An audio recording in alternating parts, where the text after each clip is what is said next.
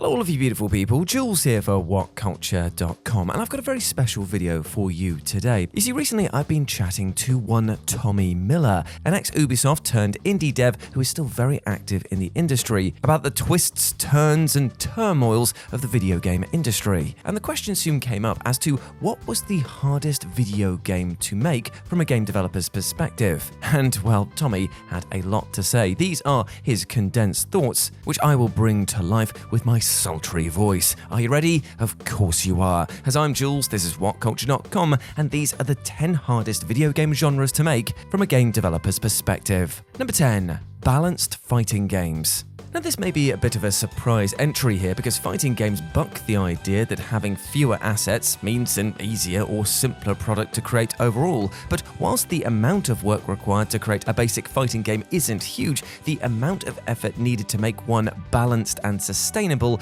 definitely is. It's pretty easy to build a fighting game, but incredibly difficult to build a balanced one. When making a fighting game, it's tempting to think of a diverse and exciting cast of unique characters to choose from right at the starting line. After all, that's one of the cornerstones of a great fighting game, right?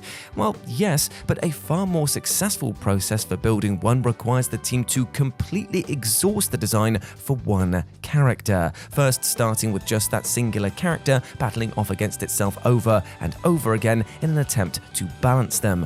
Ryu versus Ryu for weeks upon weeks. It's like every Street Fighter 4 tournament circa 2009. But the scary thing is, after that, well, the process grows exponentially. You have one character, well, you've got one interacting pair of characters every match to balance. You have 3 characters, well, that's 9 interacting pairs to balance. If you have proposed a roster of 25 characters, suddenly you have to balance 625 interacting pairs. Woof. Just thinking about it makes me feel like I've taken a full ultimate raging demon to the brain. Number 9. Live service shooters. Though balancing most online games, especially ones with varied and contrasting ability and equipment pools, is already a pretty tricky challenge, the distinction of most difficult in this category goes to the live service shooter. Unlike a session shooter like Counter-Strike, a live service game has to be marketed, monetized, and balanced as if it's an organic creature, always on, always awake, always available. And this requires a deceptively high level of resource and overall effort, because whilst it might be tempting to just maintain the level of success and engagement your game currently has, the interest will wane rapidly without regular and significant content updates. And be assured that if your designers estimate the content your team creates will last the average player 20 hours, that just means that there's one maniac out there that's going to blast through it in 5 and then complain that there's nothing to do. So it's worthwhile to have 2 development strike teams working in tandem, one to balance and maintain the game as it exists live, and the other to produce the content that players will voraciously guzzle down in the future. After the latter team deploys the content, it will be the former team's job to balance that new content, and so the cycle continues. It's like, hey, here's that new battle pass we've been working on for months. It's 4,000 levels of difficult and exciting new content ready for, and somebody's already completed it. Great. Number 8. Games with branching progression systems and narratives. Fractals. That's the term used by some designers as shorthand to describe the often headache-inducing branching trees that gamers love. Branching trees, in terms of narrative, character abilities, and more, often mean that your game is going to offer the player more choice and agency. But that also means the work required is going to multiply, often several times over. Branching narrative paths occur when a character has to make an often pivotal choice, which alter the events yet to come. When considering a branching narrative path, the earlier the branch occurs, the more work is going to be required overall. If after 1 hour your player has chosen between taking the crown to become the king of the realm or leaving the realm to become a space pirate, and each choice leads to a unique 8-hour story, well, the unchosen option becomes 8 full hours of gameplay that some players will likely never see. And if at the end of those stories another binary choice is offered, then you can see how the vast majority of the game you're developing is going to go completely unseen. And you can see how it becomes significantly more value for developers to instead just, well, create the same amount of content but offer it all instead of offering those branching paths. Fractal progression systems aren't quite as demanding on content but require a heavy amount of time spent on balance, with the exact same problem that most players will never see some of that content.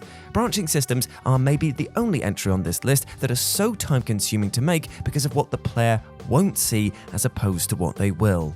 Number 7. Simulation races. Now, I think it was Stephen Fry that said, the more passionate a person gets about something, the more unreasonable they become when you suggest that they don't know everything about it. And as Tommy has worked on several AAA driving games with car enthusiasts, well, they can attest to being completely and utterly correct. The people that make simulation racing games are car nutters. They know to within the millimeter how much wiper fluid a Subaru Impreza Turbo holds, and they dislike being questioned on their sources because they just know. So then, that meticulousness is transferred over to the development of their sim racer, with every minuscule detail accounted for in a manner considered overkill to anyone outside of the big car community bubble.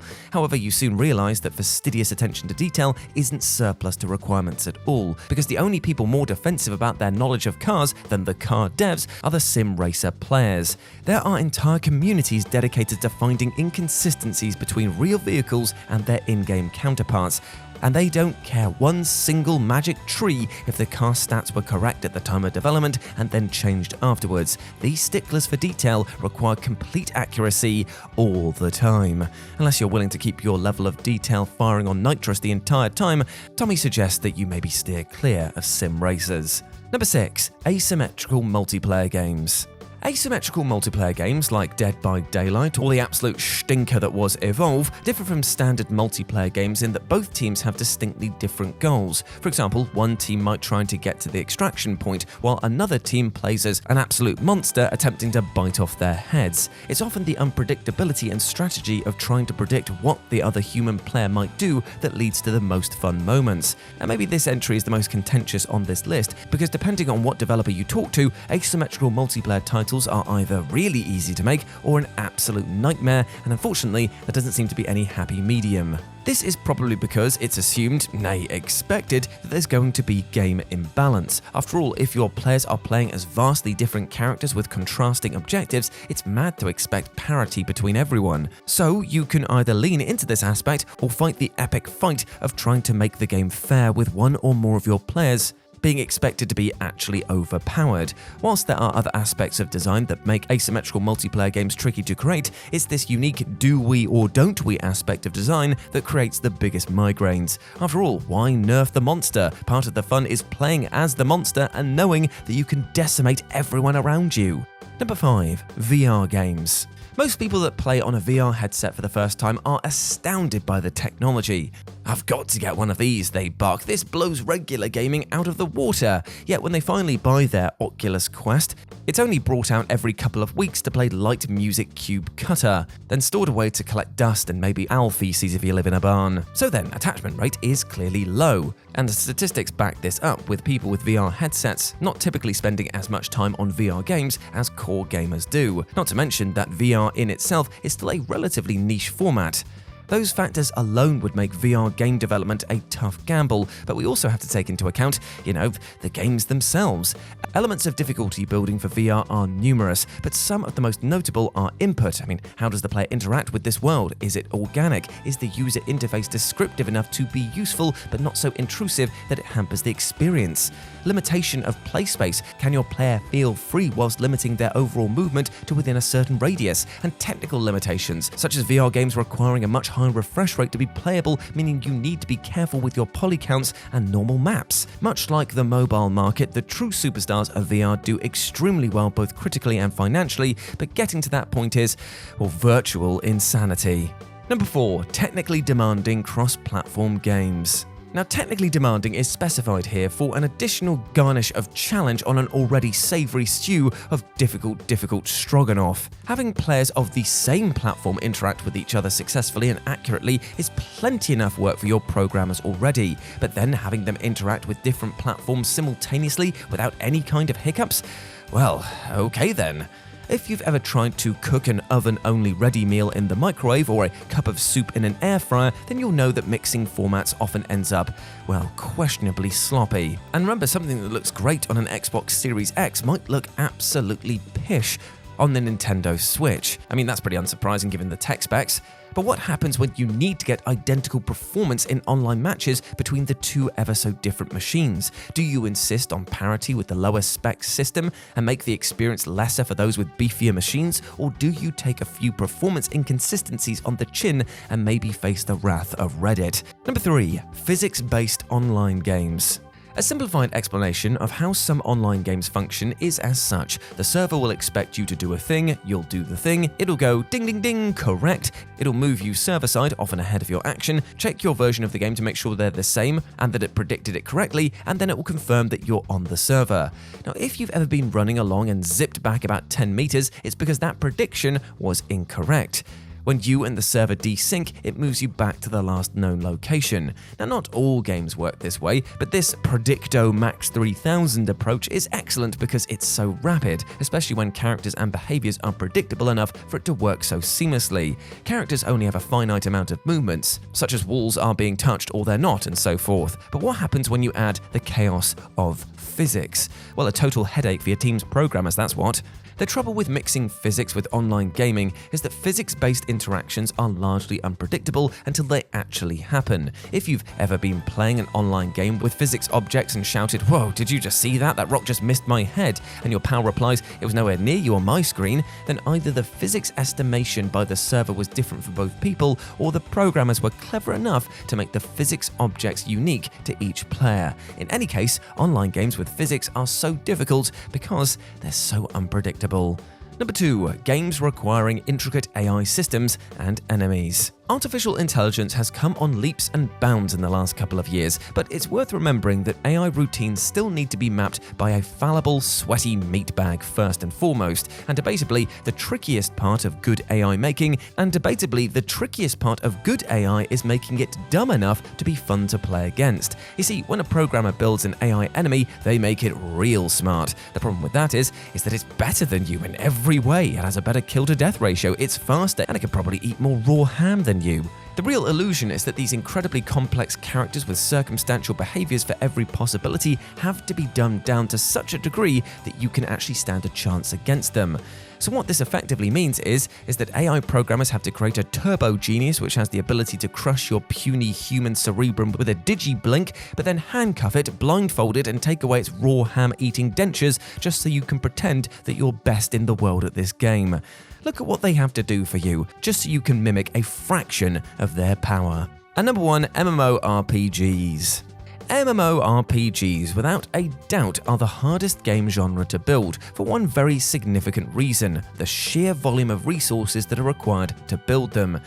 As a common sense rule, +1 game content equals +10 more development required. Fledgling devs often think big when imagining their own magnum opus, excitedly telling friends about how their MMORPG is going to have 20 character classes, each with 3 fighting styles, and that there'll be PvP, and there'll be peer-to-peer marketplaces, and just the sheer amount of content and systems in the average MMORPG are enough to fill 2 or even 3 full titles from most other genres. And even when you've finished creating your game, there's the question of upkeep, which is a gargantuan task. In some ways, the MMORPG market is one of immense optimism. MMOs have one of the highest failure or collapse rates of any online game genre. To embark on the colossal quest of building one, you need to have the kind of conviction you'd normally only find in a plucky JRPG protagonist, and you will absolutely require the power of friendship to overcome the challenge of bringing one to release. And there we go, my friends. Those were the 10 hardest video game genres to make from a game developer's perspective. Thank you very much, Tommy Miller, for your sit-down chats with us that have allowed us to populate this list. It was very insightful, and big love to you, my friend. And if you want to go follow Tommy, you can check out the description of this video, or maybe it's on screen with his social media details. As always, I've been Jules. You can go follow me over on Twitter at RetroJ, but the O is a 0, or you can swing by Instagram, where it's the same handle, RetroJ, but the O